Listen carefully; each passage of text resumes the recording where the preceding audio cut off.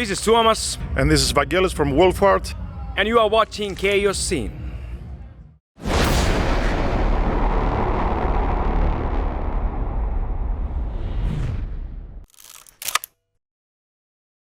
Okay, so what's up everyone? Chaoszine is today here at Hellsinki Metal Festival, day number 1, and I have Vageliss and Tuomas from Wolfheart as guests. You just finished the show, how did it go? Sweaty and warm.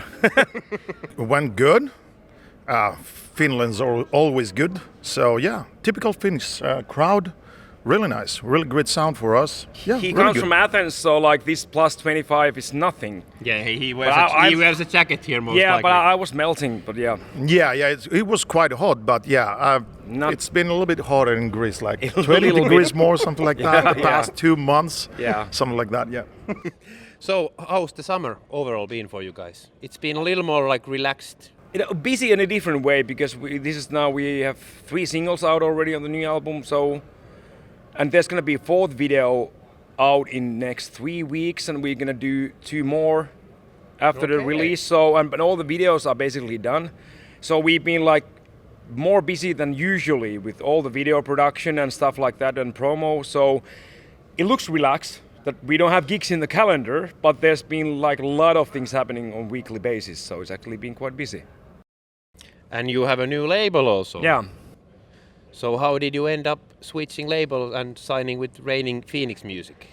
The contract with Napalm ended, so we were like a free agent anyway, and we wanted to like they did an offer for the next 2 or 3 albums, but since we had the opportunity, we wanted to test the waters to see which other labels would be interested, and there was several of those, and this whole Reigning Phoenix coming into the business was quite a big thing, and we knew about it already last year. We started negotiating basically before they announced and launched the label. So it took a long time to get everything sorted out, but it was basically a race where they came as a clear winner. And that's how it happened. That's how it happened, yeah. At what point did you start writing music for Draconian Darkness? September. Pretty much September. It was because I didn't get the green light from the management until we got the standalone single Iko Turso out in late August, and then when I got the green light, then I started immediately writing. So the band has been sort of like getting into like more and more heavy and heavy and heavy. So have you been somehow the reason for it? You mean the weight? Yeah. Well, that in that term, maybe yeah. He brought like 20 kilos of muscle into the balance of the band. I'm pretty much. Yeah, that was it pretty much. Yeah, I didn't do anything else. Yeah. It's just bringing a little bit more weight on the band, and that's it. I'm not trying to do anything else. I'm just sitting back, leave Tuomas do his magic tricks in every album, and I don't know. I think that somehow, I don't know if he does that on purpose sometimes or not, but maybe he got influenced by the band members saying we like this or we like that, this direction or this direction, and maybe that kind of influence Tuomas a bit. But I really enjoy that he goes that direction. I really enjoy those kind of heavy riffs. One big factor is since you joined the band, or when we started playing together, when you weren't like a solid member, back in from that moment, we played a few hundreds of shows together. Yeah, that's true. So we sit down so many times to go through which songs we want to play live, and it started to be a clear pattern. We want to we enjoy the heavier and the faster stuff to play live, and seeing the same reaction from the audience also. So that kind of of course, and I wouldn't choose any songs to the set list that I wouldn't enjoy. But this everybody be more excited about the more aggressive stuff, me included. That's naturally kind of steered the songwriting. It has the first album is the most mid-tempo because I played the drums, not because I wanted. I could have probably. It's not that he wanted to be slow. He couldn't do it any faster. So that was. Everybody's like in the studio. You can do it faster. I'm like, I can't. That was his maximum speed. He couldn't go any faster. So that's fast. But it's it was the album I really wanted to do at that point. But it's been natural progression with every album go into the heavier side. And the band enjoys it more, the audience enjoys it more, so it's a really good direction. After Vageliss joined as a permanent member, has that changed anyhow, like the songwriting dynamics or your like creative process? Yeah, well, with the Vageliss and Lauri, because of their voice and the range of the voice, that gives a lot more tools and like elements for the songwriting. It's a different thing if it would be only my growling vocals, which is basically a percussion. I can only bring rhythmical elements with my vocals. Yeah. But having two melodic voices that can do also screaming and growling, it allows me to write different kind of riffs, because it's not only my responsibility to fill that riff with the vocals. So. Yeah. And it's good that Tuomas always having a wide variety of songs in an album, but usually, he decides which songs, everybody decides, everybody has an opinion, of course, which songs sounds better for first or second or third single, but there's always, a wide variety of melodic songs into every album. So people might see that maybe the first three singles are heavier, but there is also a lot of melodies into the album. Just wait for the album to come out. There is also the next single is going to be killer. And that's gonna be more melodic stuff, or? Partly. There's melodies. Maybe you should wait a little bit more. Yeah. But yeah. How has it been to get into like Wolfheart after being Rottingchrist? Obviously every band is like very different as a unit, and like they say, it's sort of like switching family to another family. Yeah, that's totally true. It's like a completely different business, pattern. Every band has their own way, and if you fit well with them, then you should stick there. So, it's been really easy since day one. I remember when we first toured for the first European tour, it was like 40 days. At the end of it, I was like, I could tour like 40 days more. It didn't bother me at all. Super So nice. it's a and good easy. sign. Yeah, it was a really, really good sign from both sides. There are people telling the guys that the band sounded better with me. So I was like, yeah, that's really nice. I really, want to be in a band where I can bring something more, not something less or just the same like everybody else did before. So I try to have an impact every time, on stage, off stage, or whatever, trying to avoid busting people's balls. That's my rule number one. I try. I don't know how good I am on that, but, besides that, musically, and performance, I try to do my best every time.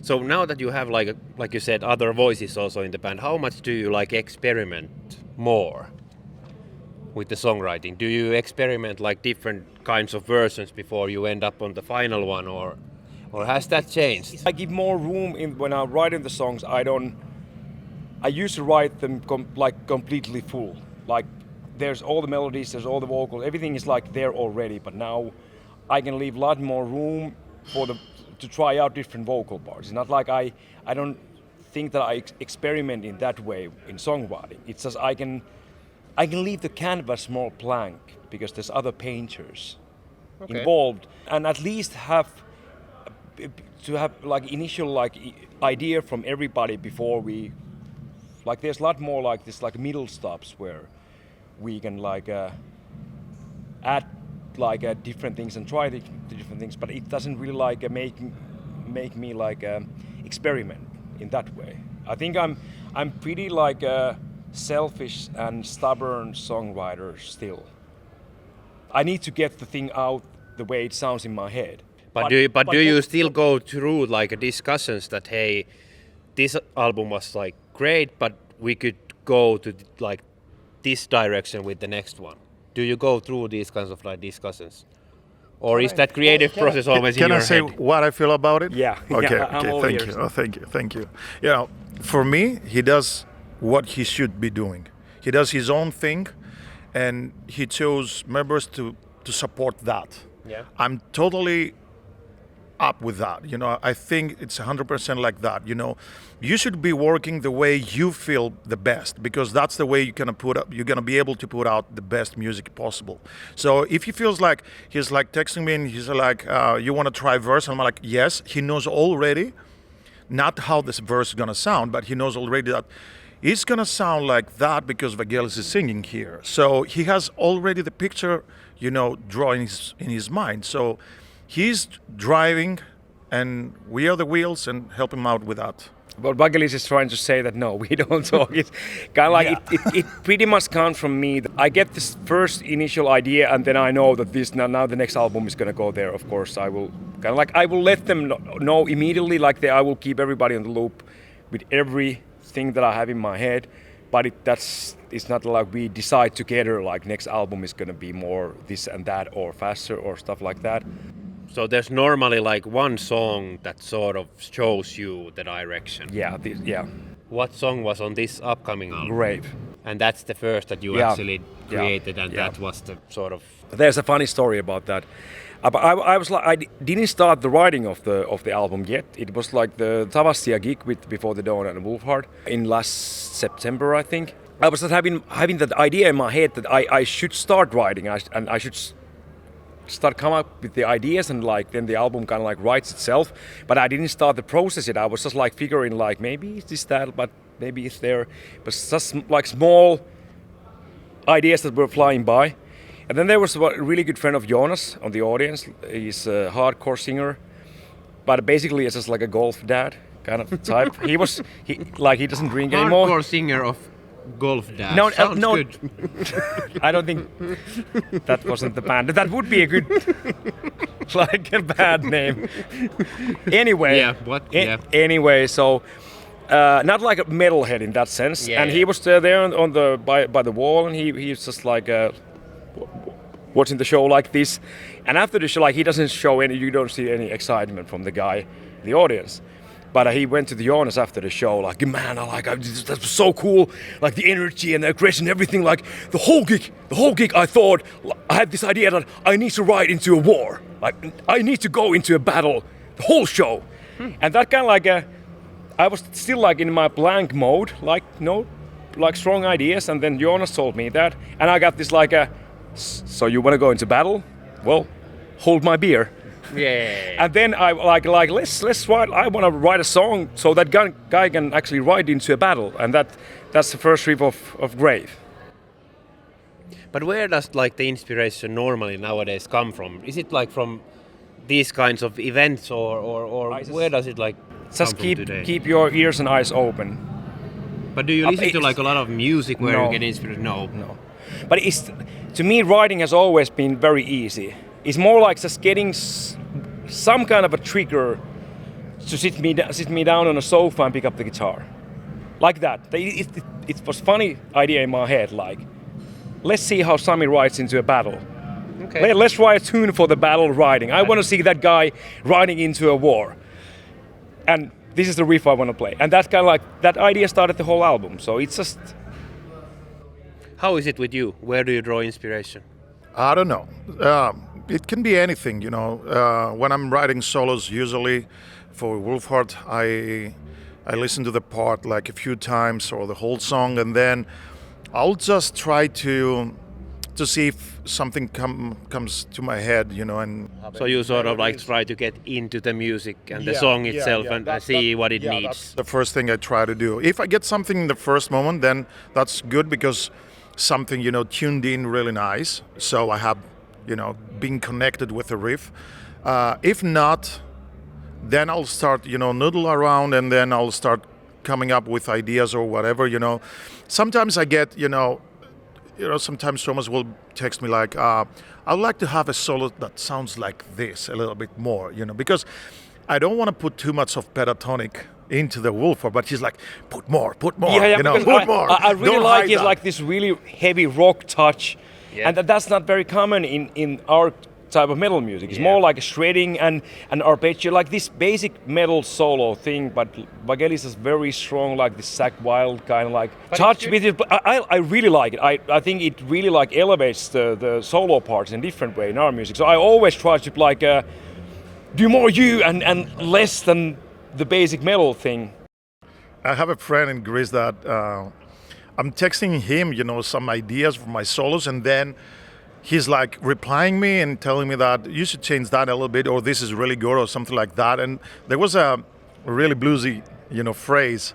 I was like, I like that very much. And he was like, maybe you should change that. It's too bluesy. And I'm like, Okay, I'll change it. I didn't change it. I texted to Tuomas. I told Tuomas, that my friend told me maybe I should change that phrase. Don't ask him anything again. Is the friend it's good. called George? Yes. So yeah, he's one of my best friends. It's also your friend. But probably my really best good friend. Yeah, your best Greek friends. What can you tell us about like the lyrics on the upcoming album? What type of stuff is there, and is it sort of like a concept, or is it separate songs, or? It is really like wide concept.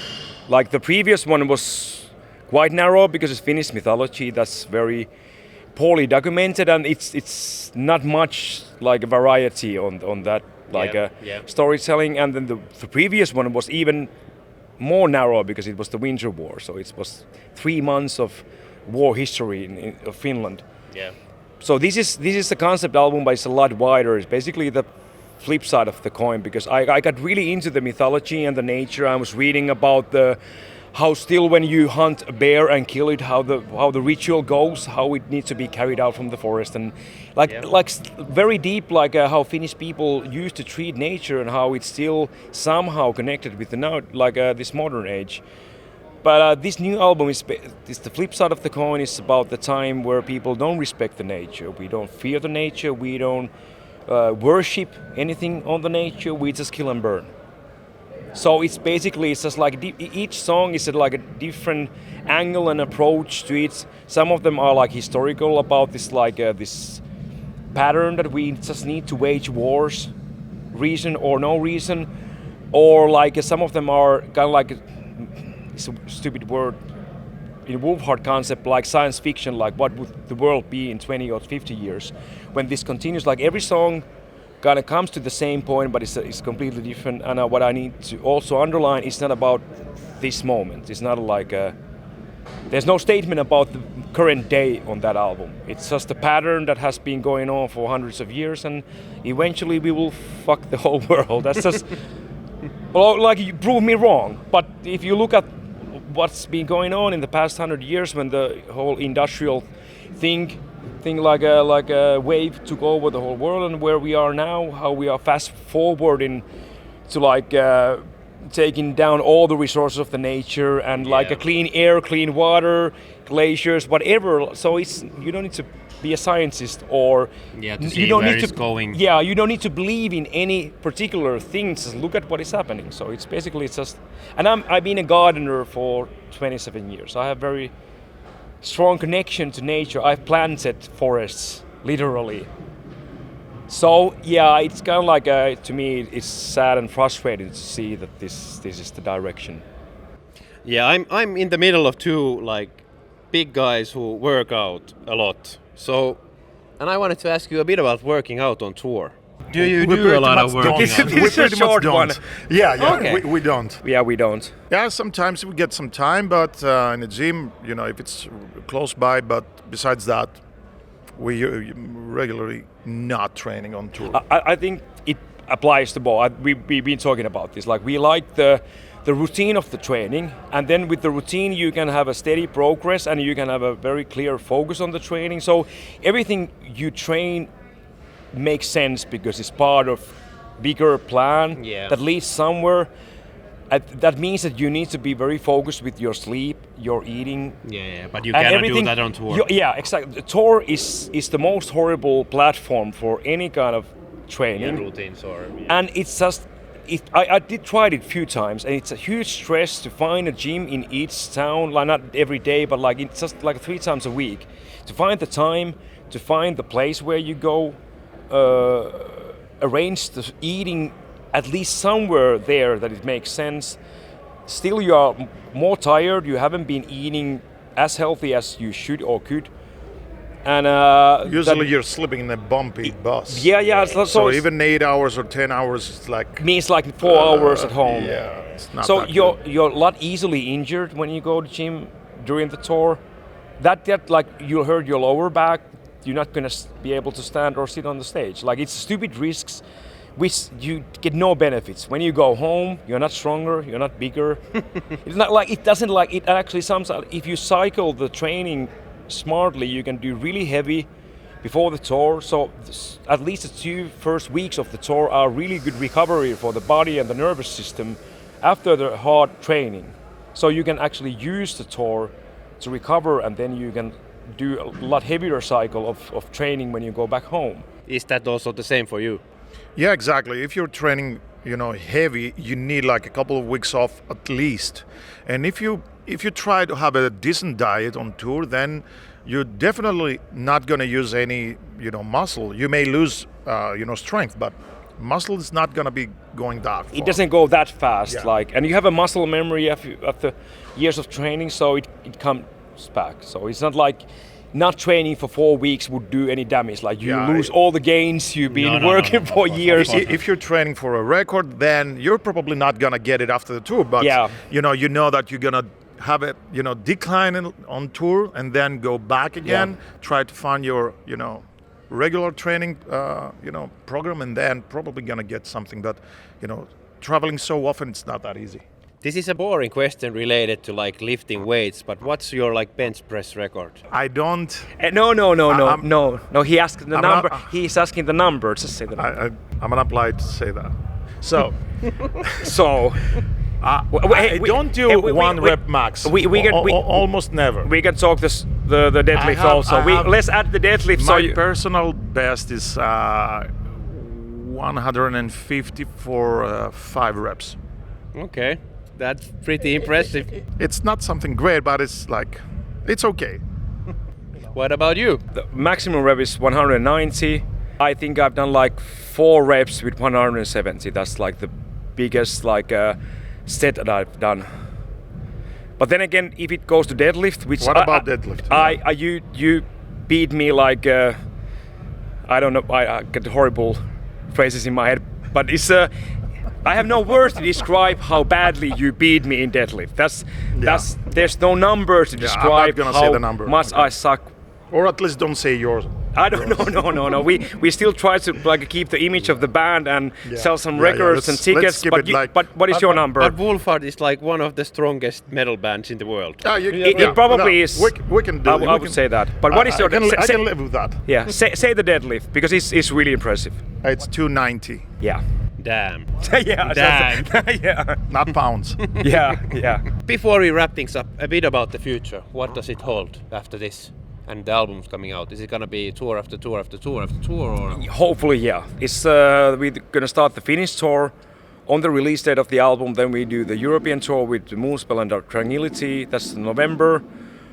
We are very close of closing the North American tour for February, and talking about the second European tour, hopefully for the spring, then the summer festivals. With the current visa prices being insane for North America, we need to do 2 tours with the same visas to make the costs make any sense. Yeah, so that would be like next year, September, October, November.